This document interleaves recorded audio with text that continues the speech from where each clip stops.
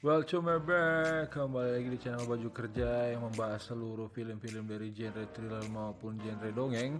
Dan buat para kalian pecinta WiFi tetangga, WiFi teman, dan suka menghabiskan kuota teman tanpa perlu memikir menggunakan teatriknya, saksikan film ini yang berasal dari negara asal saya tentunya, nenek moyang saya yaitu Spanyol.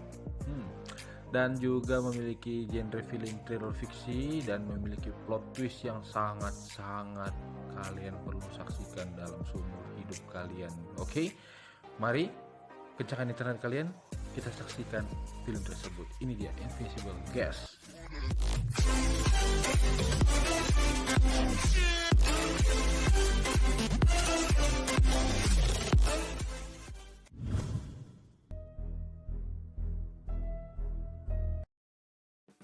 The Invisible Girls merupakan film di tahun 2016 yang memiliki genre thriller dan juga memiliki plot twist yang sangat seru, dan sebuah film yang sangat saya rekomendasikan buat kalian yang menyukai film dengan genre thriller dan juga memiliki plot twist. Dan film ini berasal dari negara asal saya, negara Spanyol, dan salah satu film yang saya sangat rekomendasikan buat para kalian pecinta film thriller. Di sini ada Ibu Lawyer, di mana untuk tokoh utamanya, dan juga ada Bang Adrian Doria. Dan di sini ada Laura, supaya lebih gampang kita sebut saja dia dengan Nyai, dan juga istri dari Bang Doria itu sendiri, serta orang tua korban yang merupakan tokoh utama dalam film ini. Bang Adrian Doria sendiri ialah pengusaha sukses di negara Eropa, dan juga Nyai itu merupakan sebuah fotografer model. Si Ibu Lawyer ini datang kembali ke apartemen si Bang Doria untuk menceritakan kembali kronologi kenapa Nyai bisa meninggal di hotel tersebut, padahal kamar mereka hanya berisi mereka berdua. Si Ibu Lawyer meminta untuk Bang Adrian menceritakan dengan detail dalam waktu 2 jam kronologinya kenapa si Nyai bisa meninggal di hotel tersebut. Dan singkat cerita, Bang Adrian Doria sendiri pun menceritakan kembali kronologi kenapa mereka bisa berada di kamar hotel, dan tentunya untuk membayar seseorang yang sudah mengancam karir mereka berdua. Tetapi alangkah sialnya si orang tersebut berada di kamar lebih dulu dan mencelakakan si Bang Adrian dan juga Nyai. Atas kejadian tersebut mengundang para simpatisan warga RT, warga lokal, warga hotel yang merasa terganggu atas kenyamanan istirahat mereka, dan mengundang para security untuk mengecek apa yang terjadi. Alangkah sialnya Bang Adrian melihat si Nyai sudah tewas di depan matanya dengan uang yang mereka bawa tadi berhamburan di seluruh isi kamar mandi. Pihak keamanan langsung mengacungkan pistol kepada Bang Adrian Doria yang ternyata isi dari kamar tersebut hanya mereka berdua. Otomatis si pihak keamanan dan juga para warga menuduh bahwasanya si Bang Adrian ini sendirilah pelaku dari kejahatan yang menimpa di kamar 715. Pihak keamanan mengecek semua mulai dari jendela serta pintu untuk memastikan tidak ada yang merasa janggal ataupun aneh yang dilakukan Bang Adrian Doria selama berada di kamar tersebut. Singkat cerita, begitulah alibi pertama yang dikeluarkan dari Bang Doria dan membuat si Ibu Lawyer merasa tidak nyaman dan merasa dibohongi oleh Bang Adrian. Tetapi tetap saja Bang Adrian itu sendiri dibawa ke kantor polisi dan si istri merasa sedih karena suaminya masuk kantor polisi. Lalu Ibu Lawyer tadi menegaskan kepada Bang Adrian bahwasanya kematian Laura tersebut ada kaitannya dengan pembunuhan yang terjadi di BRG, seorang pemuda yang hilang dan juga tewas. Kalau bahasa Indonesianya sih BRG. Melihat statement dari Ibu Lawyer tadi dan juga jam yang berlalu dengan cepat, Bang Adrian Doria bingung serta melihat foto keluarganya dan ingin mengakhiri segera. Dengan wajah yang tajam, Bang Adrian sendiri mengatakan kepada ibu itu, Hace 3 meses. Nah, dari sini dimulai lagi alibi kedua oleh Bang Adrian Doria bahwasanya itu bermula dari 3 bulan yang lalu, di mana Bang Adrian dan juga Nyai pergi berliburan ke sebuah desa kecil, dan sebelum pulang seperti biasa suami yang baik menelpon istrinya serta anaknya. Si Nyai terbangun dan mendengar Bang Adrian Doria dan mengatakan untuk bergegas segera pergi dari hotel. Setelah melakukan perjalanan, tiba di titik yang sangat membingungkan Dengan keahlian Bang Adrian Doria sendiri yang hafal dengan jalan Spanyol yang sudah dibuktikan bahwa GPS yang lebih jago mengatakan belok ke kanan, tetapi dia lebih memilih ke kiri karena itulah jalan hidupnya. Dengan brewoknya Bang Adrian mengatakan kepada Nyai bahwasanya inilah jalan paling benar. Akan tetapi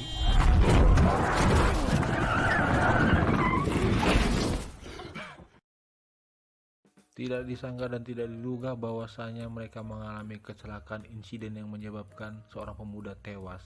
Oleh sebab itu Bang Adrian ingin memanggil polisi, tetapi dengan jiwa pelakor yang dijunjung tinggi oleh Nyai mengatakan jangan memberitahu siapapun dan mengatakan dan menenangkan Bang Adrian bahwa tidak ada yang melihat, kita bisa pergi dari sini. Namun sial bagi mereka berdua, untuk kedua kali mobil tidak mau menyala karena akibat insiden tersebut, dan si Nyai melihat ada yang akan datang untuk melewati jalan tersebut. Singkat cerita, Nyai menjelaskan kepada pengendara bahwa Bang Adrian dan dia mengalami kecelakaan dan akan menyelesaikan segera atas insiden tersebut. Setelah kepergian pengendara itu, mereka berdua memutuskan untuk membuang si mayat anak lelaki tersebut ke suatu tempat, dan Bang Adrian itu sendiri yang memilih untuk membuangnya. Di perjalanan, Bang Adrian sendiri menemukan sebuah danau dan mengeceknya. Tidak ada orang siapapun di sana ataupun nelayan yang sedang melintas karena itu sangat membahayakan.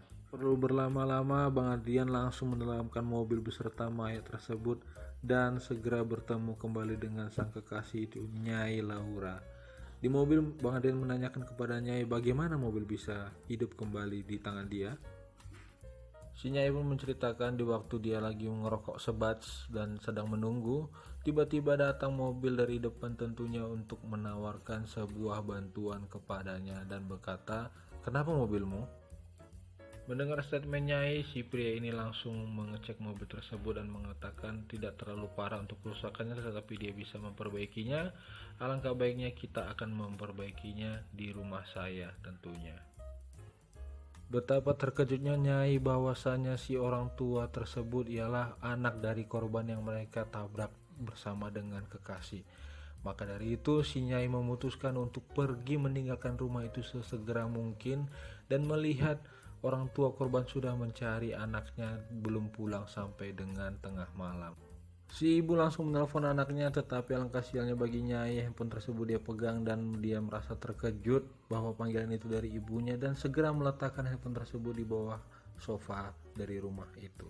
Alangkah terkejutnya si ayah melihat handphone si anak berada di rumah dan itu membuat dia curiga dan cemas. Anaknya tidak pernah meninggalkan handphone di rumah. Nyai pun pergi dan si ayah melihat plat nomor mobil tersebut untuk memastikan bahwasanya untuk di kemudian hari. Setelah mendengar kejadian tersebut, si Bang Adrian dan juga Nyai bersepakat bahwasanya mobil yang mereka pakai dan mereka tunggangin itu mereka jual di sebuah mobil bekas di area tersebut. Untuk menghilangkan jejak, Bang Adrian langsung melaporkan polisi bahwasanya mobilnya hilang di kota tersebut. Keesokan harinya dan hari-hari berikutnya dia memulai aktivitas seperti biasa sebagai seorang pebisnis yang handal dan juga kompeten di kota dan negara tersebut dan memiliki keluarga yang sangat bahagia dan juga istri yang sangat cantik. Sampai pada suatu hari Bang Adrian melihat televisi bahwasanya seorang orang tua yang kehilangan anaknya dan sudah diekspos di berbagai media di negara Spanyol. Tentu saja Bang Adrian merasa flashback atas kejadian insiden yang mencelakakan anak tersebut. Seperti tidak ada beban, Bang Adrian menjalankan harinya dan memulai meeting dan tanpa diduga-duga seorang sekretarisnya melaporkan kepada dia bahwasanya dia dipanggil di kantor polisi. Di sini Bang Adrian ditemani oleh lawyernya pertama bukan dengan si ibu, dan polisi pun menanyakan kejadian anak yang hilang di kota tersebut apakah dia mengetahuinya. Dan tentu saja dengan tidak ada bukti yang kuat, si Bang Adrian pulang ditemani oleh lawyernya yang pertama. Sambil menikmati welcome drink di atas gedung yang sangat indah kita melihat di film tersebut, si lawyer merasa ada yang aneh dengan si Adrian atau kita bilang si abang ini dan mengatakan, "Ceritakan kepadaku apa yang terjadi." Setelah mengatakannya, si lawyer merasa marah dan juga kasihan kepada Bang Adrian, tetapi tenang saja, saya akan membereskan semuanya. Dan setelah itu si Bang Adrian menelpon si Laura Dengan merasa cemas dan juga takut, dia memberitahukan kepada Nyai bahwasanya dia sudah dipanggil polisi atas insiden anak yang hilang di kota tersebut. Dan Nyai pun mengatakan, "Dari mana kamu menelpon?" "Tentu saja aku menelpon dari telepon umum." Singkat cerita, Bang Adrian pun langsung jalan-jalan dengan keluarga kecilnya dan tanpa sengaja dia melihat berita bahwa anak tersebut dikabarkan hilang dengan berpura-pura. Dengan wajah yang bingung dan juga senang dengan berita tersebut, akhirnya si Bang Adrian menyuruh keluarganya untuk segera pulang. Singkat cerita, langsung saja Bang Adrian menuju tempat yang sudah dijanjikan dengan Nyai untuk bertemu dengan beliau yang sudah lama tidak bertemu. Si Nyai pun menyerahkan sebuah dompet dan Bang Adrian pun berkata, "Dompet siapa ini, Laura?" Ternyata dompet tersebut ialah dompet dari si anak yang menjadi korban tewasnya atas insiden tersebut. Dan oleh sebab itu si Nyai bergerak cepat dengan didukung oleh si suami yang seorang pegawai bank dan mentransfer sejumlah uang ke ATM si pemuda tersebut. Tidak hanya menjunjung nilai juang seorang pelakor, tetapi si Nyai cantik ini juga pandai berkata-kata dan lihai dalam menyembunyikan aksinya. Tentu saja dengan alibi kedua tersebut pun si ibu lawyer masih kurang cukup percaya dengan si Abang Doria ini. Lalu pada suatu hari, dengan kesuksesan yang diraih oleh pemuda atau si abang kita ini yang ganteng, dia menghadiri sebuah acara resmi dan juga ditemani oleh istrinya, bukan dengan Nyai tentunya, dan sambil menikmati wine yang ada di gelasnya sambil berbincang-bincang, seorang penjaganya menyampaikan bahwasanya dia sudah dicari oleh orang yang misterius. Tanpa berlama-lama, Bang Adrian pun mendatangi orang tersebut, bahwa orang itu ialah ayah dari anak si korban yang sudah mereka bunuh. Si ayah mengatakan, "Di mana kamu bunuh anak saya dan kamu membuangnya?" Lalu si ayah meminjam korek dari si Bang Adrian dan betapa terkejutnya korek tersebut dia pernah lihat di mobil si Nyai pada waktu mereka pertama kali bertemu. Serius si ibu lawyer ini mendengarkan ceritanya dan Bang Adrian pun mengatakan dia tidak pernah mendengar kabarnya lagi setelah kejadian dari acara tersebut. Lanjut kita mendengarkan alibi Bang Adrian. Kemudian dia berkata kepada si ibu lawyer dia menerima sebuah paket yang berisi foto danau dan juga sebuah recording berisikan suara yang mengatakan dia akan mengancam memberitahukan bahwasanya dia sudah membunuh seorang anak dan meminta uang tebusan. Singkat cerita, si Bang Adrian pun Nyai bertemu kembali dan memberitahukan bahwasanya ada sebuah paket yang berisikan ancaman tentang dirinya dan juga si Nyai. Tanpa berlama-lama si Nyai pun mengikuti instruksi dan menyuruh si Nyai untuk meletakkan handphone mereka berdua di tong sampah. Lalu si Bang Adrian dan juga Nyai menaiki sebuah kereta dan menuju sebuah hotel yang merupakan tempat kejadian insiden tersebut, di mana hotel tersebut sudah dipesan sebelumnya oleh si pengancam.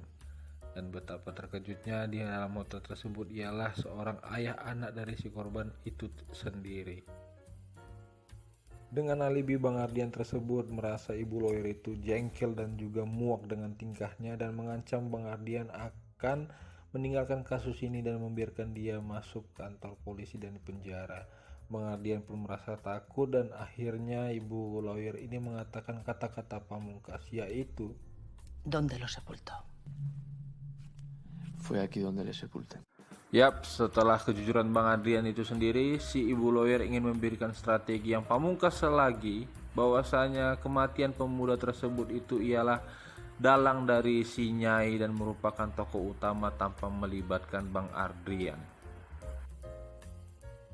Di saat si ibu tadi akan menyampaikan strategi, kembali lagi si abang ini mengeluarkan statement bahwasanya dia membunuh pemuda itu, padahal si pemuda itu masih hidup loh. Bangsat si abang ini. Dengan statement tersebut, sebagai orang tua tentunya si ibu lawyer merasa marah dan menganggap Bang Adrian ini adalah sebagai orang yang sangat biadab.